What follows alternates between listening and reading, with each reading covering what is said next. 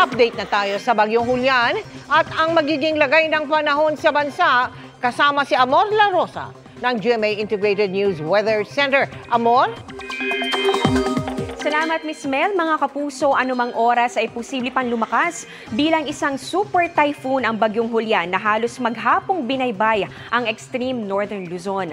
Signal number 4 pa rin po ang nakataas dyan po yan sa bahagi ng Batanes, habang signal number 3 naman sa northern at western portions ng Babuyan Islands. Signal number 2 dyan po yan sa northern at western portion ng mainland Cagayan, natitirang bahagi ng Babuyan Islands, Apayao, Abra, Kalinga, Ilocos Norte at ganun din sa northern at central portions ng Ilocos Sur. Signal number 1 naman po ang nakataas sa natitirang bahagi ng Ilocos Sur, La Union, Pangasinan, Ifugao, Mountain Province, Benguet, natitirang bahagi ng mainland Cagayan, ganoon din dito sa Isabela, Nueva Vizcaya, Quirino, northern portion ng Aurora at pati na rin ang northern portion ng Nueva Ecija. Bukod sa malakas na hangin at mga pag-ulan, matataas na alon din ang mararanasan sa mga baybayin po ng northern Luzon, kaya hindi po muna pwedeng pumalaot yung maliliit na sasakyang pandagat.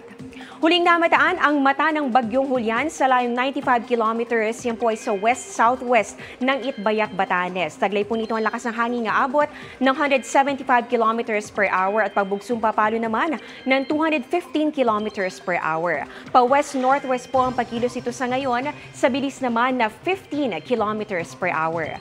Sa forecast track po ng Pag-asa, base po ito sa 5 p.m. latest bulletin ng Pag-asa, magtutuloy-tuloy po yung pagkilos ng Bagyong Julian pakaluran o di kaya naman pa-northwest, saka po ito unti-unting magre-recurve o liliko bukas papunta po dito sa may southwestern coast ng Taiwan.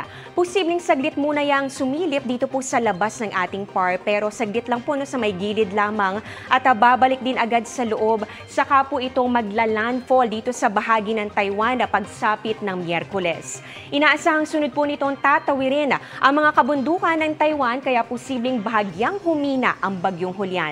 Sabi po ng Pag-asa, Huwebes pa ito posibleng makalabas ng ating Philippine Area of Responsibility. Mga kapuso, idagdag ko lang, nasa loob po kasi ng ating PAR itong bahagi ng Taiwan. Kaya kahit po yan ay tumbukin na itong Taiwan, nasa loob pa rin yan ng ating Area of Responsibility. Sa ating namang satellite image, kitang-kita po yung mata nito nga Bagyong Julian, pati na rin po yung eye wall o yung paligid po niyan kung saan po yung matitinding mga pag-ulan at hangin na dala-dala nito. Ganito po kalawak yung sirkulasyon ng Bagyong Julian at yung outer rain bands po niyan na bahagi naman ng trough nito nga bagyo, yan po ay hagip din ng ilang bahagi pa ng Luzon kahit po walang nakataas na wind signal. Base nga sa datos ng Metro Weather, magpapatuloy po yung mataas na tsansa ng mga pag-ulan. Dito po yan sa may Batanes at pati na rin sa Babuyan Islands. Ganon din dito sa Ilocos Provinces, Apayao at ilang bahagi pa ng Cordillera.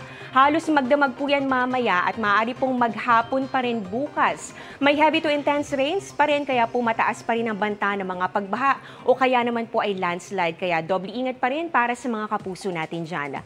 Posible rin ang mga pag-ulan sa bahagi po ng Pangasinan, ganon din sa may Zambales, Bataan at iba pang bahagi po ng Central Luzon. May mga kalat-kalat na ulan din, dito po yan sa bahagi ng Mimaropa at pati na rin sa Calabarzon.